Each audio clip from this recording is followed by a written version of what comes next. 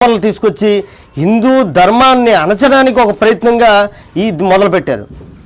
వినాయక చవితి రంగులు పెట్టకూడదు అనుకున్నటువంటి ముందుకొచ్చినటువంటి ఈ ప్రబుద్ధులు పర్యావరణానికి ఎంత సేవ చేస్తున్నారో మనం ఈ మధ్యకాలంలో చూడొచ్చు. ఒక రాజకీయ నాయకుడు వస్తే 20 లక్షల రూపాయలు ఖరీదు చేసే ఫ్లెక్సీ బోర్డులు పెట్టారు. అంతేకాకుండా 2 లక్షలు 3 లక్షల రూపాయలు బాణసంచారా కాల్చారు. ఒక్క పర్యావరణవేత్త వచ్చి మాట్లాడలేదు, పర్యావరణానికి హాని అని చెప్పలేదు. ఒక పెద్ద ఆయన వచ్చి పర్యావరణం పేరుతో మట్టి వినాయకుల్ని పాలిథిన్ కవర్లో పెట్టించాడు. 20 కార్లు 200-300 బైకులు వేసుకుని వచ్చినటువంటి వాడు పర్యావరణం గురించి మాట్లాడుతూ ఉంటాడు. ఏసీ రూములు, ఫ్రిడ్జులు, స్కూటర్లు, బస్సులు, ఈ వ్యాన్లు, ఈ కార్లు ఇవేవి కూడా పర్యావరణానికి హాని కాదు. అలాగే ఈ ఇండస్ట్రియల్ వ్యర్థాలన్నీ కూడా నదుల్లో కలిపేస్తున్నారు. సముద్రంలో